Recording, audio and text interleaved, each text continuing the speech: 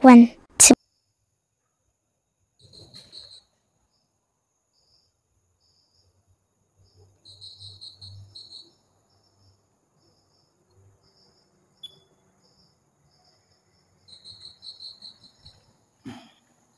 Assalamualaikum warahmatullahi wabarakatuh. Salam santun, salam dunia dan kita. Salam dunia misteri. Salam seram. Salam buat semua para peminat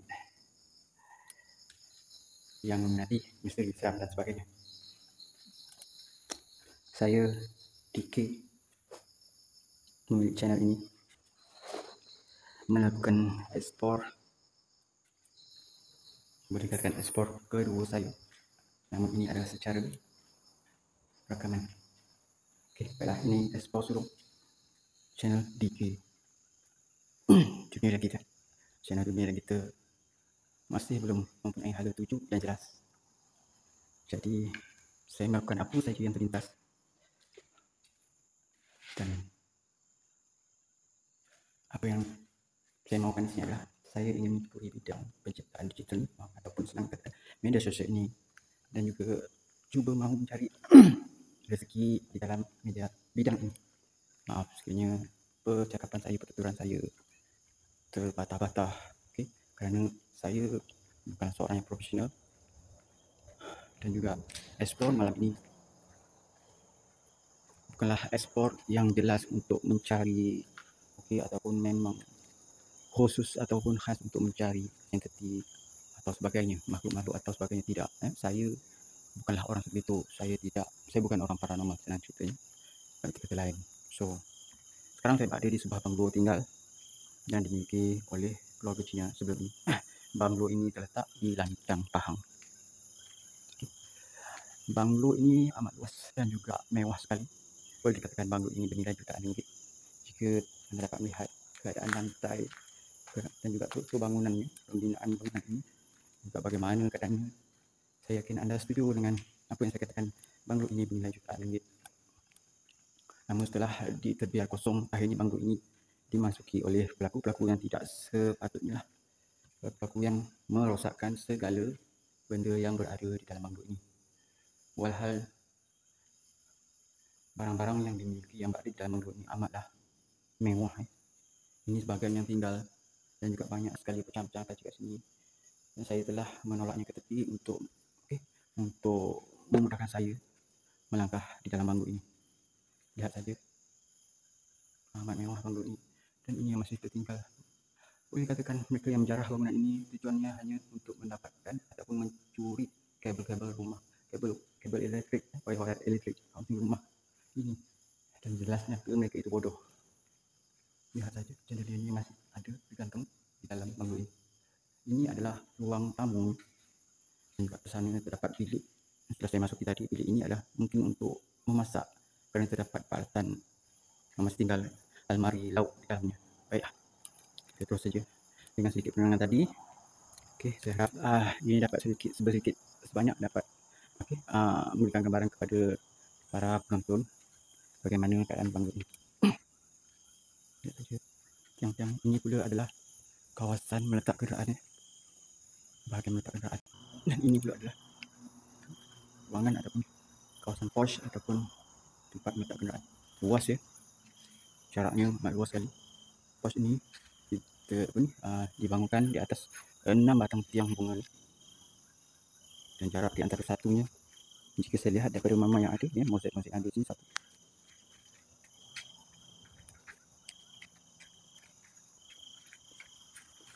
22 kaki antara satu tiang ke satu tiang. Maknanya amat besar pos ni. Panjangnya jika 22 kaki maknanya 40 kaki, 44 kaki. Belum lagi bukaannya juga luas. Jika anda dapat lihat tai yang ada, setiap tai mewakili satu kaki persegi. Lihat saja berapa banyak tai, berapa keping tai yang ada, amatlah luas. Begitu juga bahagian-bahagian yang lain. Saya bawa explore ke sini. Saya lihat banglo ini dah lama ditinggalkan dan juga dirosakkan kemungkinan tu.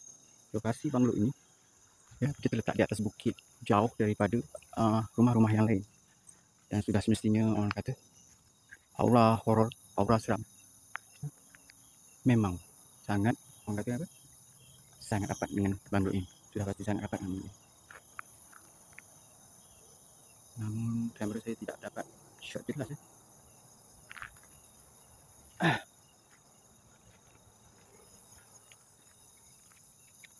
Saya bukanlah seorang ahli paranormal yang mampu memanggil ataupun mewujudkan makhluk-makhluk seperti itu. So penelusuran saya adalah pure tanpa apa-apa bantuan ilmu atau sebagainya. Okay. Sekiranya terlihat itu adalah bonus buat anda. Dan saya juga tidak pasti sama ada saya mampu berhadapan dengan perkara-perkara tersebut. Namun saya cuba usahakan bertahan kerana saya cuba untuk mencari makan dalam bidang ini. InsyaAllah. Oleh kerana itu, pada anda yang terjumpa channel ini, mohon semoga subscribe daripada anda. Dapat anda bantu saya untuk mengembangkan channel ini dengan cara berlanggan atau dalam kata penting subscribe. Sekiranya anda ada apa-apa idea, cadangan, pandangan, kritikan, apa saja, anda boleh masukkannya, tuliskannya di ruangan komen. Dan sudah pastinya komen anda amat berguna pada saya sebagai pendatang baru. Subscribe dan apa saja yang anda aktifkan amatlah besar maknanya buat kami para kreator yang cuba mencari nafkah membina kehidupan di bidang ini. Baik, banglo ni sudah kita lihat. Okey, kita cuba tengok, telusuri pula jalan untuk ke banglo ini. Bagaimana jalan? Baik, saya akan cuba bawa anda menelusuri banglo ini. Ini adalah jalan untuk mengakses banglo tersebut. Okay. Namun jalan yang terlihat sekarang ini sudah semak sudah semak dan dah terbiar lama. Jadi ini adalah jalan untuk kita sampai ke banglo tersebut. Boleh terdengar jelas suara hewan malam, jengkel katak dan sebagainya.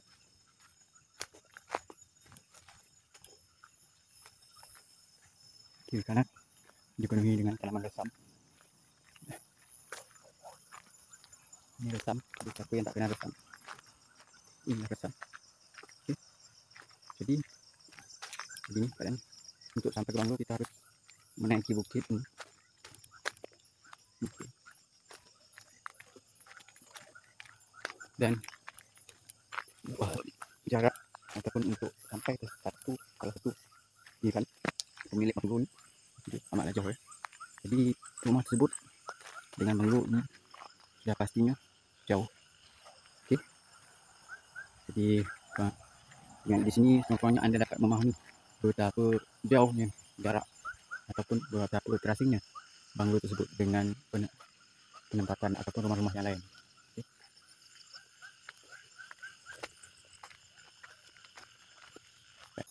Namun apa yang nak saya kongsikan saya ke sini pada penonton semua.